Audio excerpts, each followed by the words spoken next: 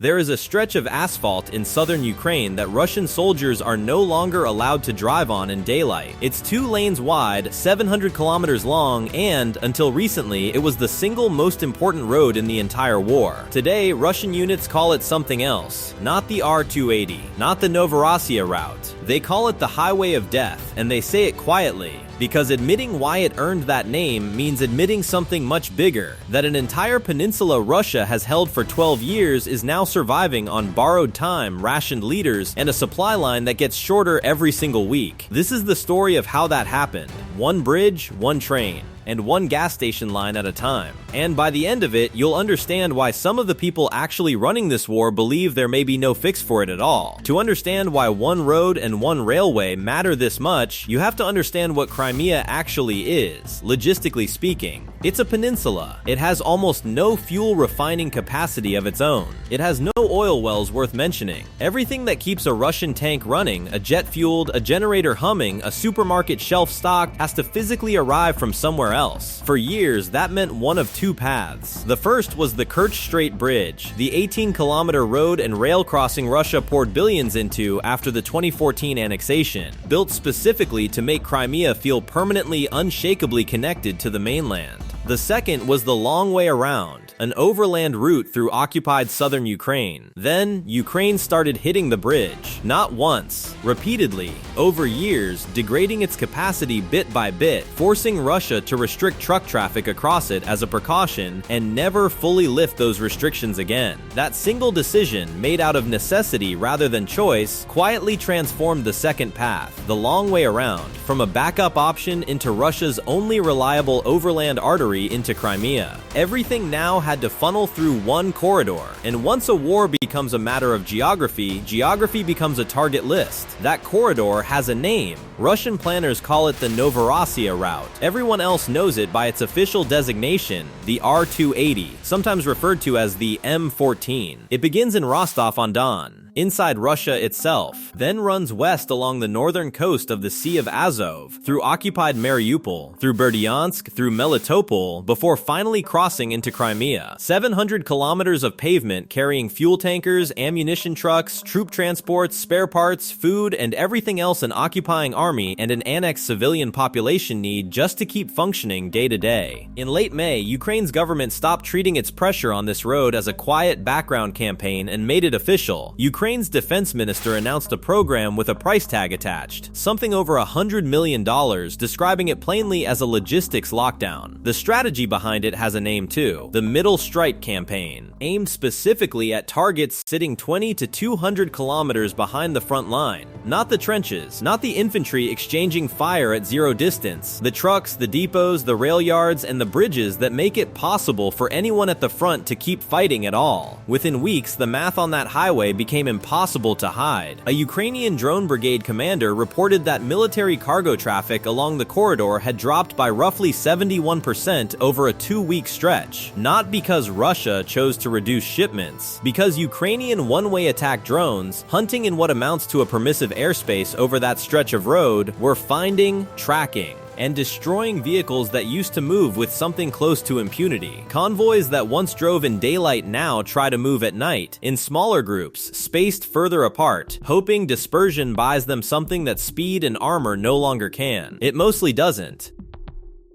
The road wasn't the only piece of this corridor Ukraine went after. A key link in that same route, the Chonhar Bridge, connecting occupied Kherson Oblast to Crimea itself, has been repeatedly struck and repeatedly closed to traffic. Every closure forces the same rerouting, more distance, more exposure, more hours spent moving through territory that is under near constant aerial observation. There is no version of that detour that doesn't cost Russia something: time, fuel, or vehicles. Usually all three. But roads weren't the only vulnerability. Crimea's rail network runs through a single critical junction, Dzhankoy, the peninsula's main rail hub, sitting roughly 120 to 150 kilometers behind the southern front. Nearly everything moving into Crimea by train passes through it, and through the spring and summer of this year, Dzhankoy became one of the most repeatedly struck locations in the entire entire campaign. In early June, drones hit the railway junction there directly, damaging infrastructure Russian forces depend on to supply their own units. Just days later, drones struck the station again, this time catching a troop rotation in progress. Soldiers arriving, soldiers being loaded for transport, all of it happening in the open when the strike hit. The station has remained effectively shut down since, with officials in the region confirming that trains now pass through without stopping at all. Locomotives themselves became targets, not just the stations they passed through. Ukrainian drones struck engines near Rozdoln and Vladislavovka, knocking trains out of service on lines Crimea depends on for both cargo and passengers. One of those strikes killed a train driver outright and wounded another, an incident serious enough that Russian occupation authorities suspended rail service across the peninsula in its aftermath. This isn't a new phenomenon born this year either. Crimea's rail links have been a target for years. Back in 2023, Ukrainian intelligence claimed responsibility for an explosion that destroyed Russian cruise missiles being transported through Dzhankoy by train, a strike that also damaged nearby homes and a school. The pattern has simply escalated, from occasional disruption to something closer to a rolling siege on the peninsula's entire ability to move anything by rail. Now put the road and the rail together and look at what's left standing behind them, because trucks and trains both need fuel to move, and fuel is where this entire campaign converges into a single, brutal choke point. Since the start of this year, Ukraine has struck Russian oil refineries more than 20 separate times. By early June, Ukraine's own president stated that 15 refineries had been hit since January. Independent estimates put nearly 40% of Russia's primary refining capacity offline at points during this stretch, the worst disruption to that sector in over a decade and a half. Russia responded by banning aviation fuel exports outright and moving to start importing petroleum products it once exported by the millions of barrels. None of that helps Crimea. Crimea sits at the very end of an already strained supply chain. The last stop after the mainland takes what it needs first. What that looks like on the ground in Crimea is almost hard to believe unless you watch it unfold week by week. In late May, occupation authorities imposed a limit of 20 liters of fuel per person per day. By early June, cash sales of gasoline were banned outright across the peninsula. On June 6th, the city of Sevastopol rolled out a rationing system built around car codes, issued once a week through a single state-approved messaging app, each code good for exactly 20 liters, scannable only between 9 in the morning and 9 at night. The very same night that system launched, the governor announced online that every code for the day was already gone. A new batch went out after 10 p.m. Those were claimed within seconds. By June 21st, the situation had deteriorated past rationing entirely. All public gasoline sales across Crimea were halted completely, with officials stating that remaining fuel would be reserved only for government agencies responsible for keeping basic services and security functioning. A civilian population of roughly 2 million people, suddenly locked out of buying gasoline at any price for any reason unless they work for the occupation government itself.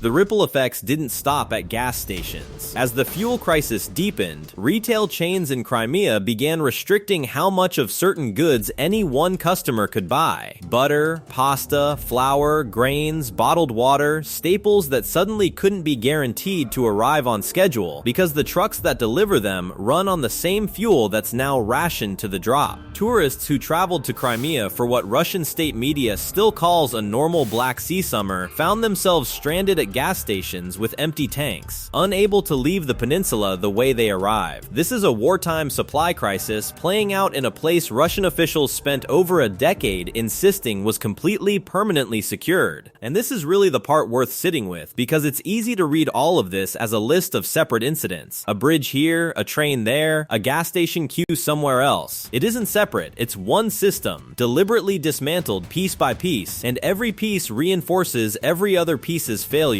When the Kerch Bridge got restricted, the R-280 highway became the only real overland option. When the R-280 became a killing field for drones, the railway through Dzhankoy became more essential than ever. When the railway started absorbing the same pressure the highway already had, fuel deliveries slowed on both fronts simultaneously. And because Crimea has no meaningful refining capacity of its own, every liter that doesn't arrive is a liter that simply does not exist on the peninsula that week. There's no local local production to fall back on. There's no alternate source hiding in reserve. There's only what makes it through the corridor, and the corridor keeps shrinking. What makes this genuinely difficult for Russian planners to solve isn't any single strike. It's the maintenance cost of the entire system under sustained pressure. Repairing a rail junction like Dzhankoy isn't a weekend project. It requires materials, specialized crews, and enough calm to actually complete repairs, which is exactly what a rolling drone campaign is designed to deny. Rerouting road traffic around a closed bridge means longer drives, more fuel burned per delivery, and more hours spent inside the exact strike zone Ukrainian drone units already know intimately. And every emergency measure Russia rolls out, rationing coupons, license plate-based purchase days, price ceilings, is a patch applied to a supply problem that patches cannot actually fix. Because the problem isn't distribution. The problem is that not enough fuel is reaching the peninsula in the first place, and the campaign responsible for that shortfall shows no sign of slowing down. There's also a quieter, colder calculation sitting underneath all of this, the kind of math that rarely makes headlines but drives entire military strategies. A one-way attack drone used in these strikes typically costs a small fraction of what a single fuel truck, a locomotive, or a section of rail bridge costs to replace, and an even smaller fraction of the strategic value lost when a supply route goes dark for days at a time. Multiply that gap across dozens of strikes a month, sustained for months on end, and you get a war of attrition running in a direction Russia never planned for when Crimea was annexed back in 2014. A war where the cheaper side keeps winning the exchange rate, week after week after week. None of this means Crimea's supply lines have collapsed entirely, and it would be dishonest to suggest otherwise. Fuel is still arriving, trains are still running when the tracks are intact, trucks are still making it through, when the road isn't actively being hunted that particular night. But intact is doing a lot of work in that sentence, because intact is now a temporary contested state rather than a guaranteed one, and every week that this campaign continues, the gap between what Crimea actually needs and what actually arrives on time gets a little bit wider. There is no single strike Russia can absorb, no one bridge repair or one refinery restart that closes that gap back up, because the campaign was never built around one target. It was built around an entire corridor, road, rail, and refinery, all under pressure at the same time, for as long as it takes.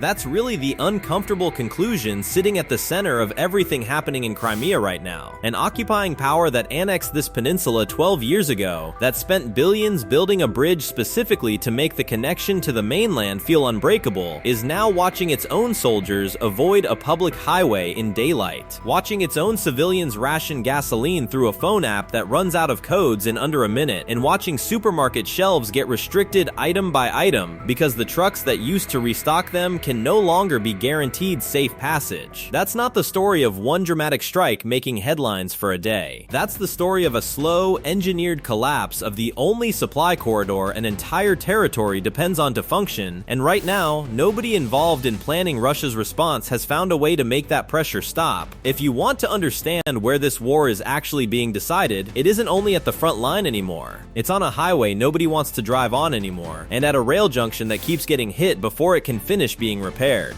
Subscribe and turn on notifications if you want to keep following exactly how this corridor keeps unraveling, because this fight over fuel, trains, and one badly exposed road is far from finished.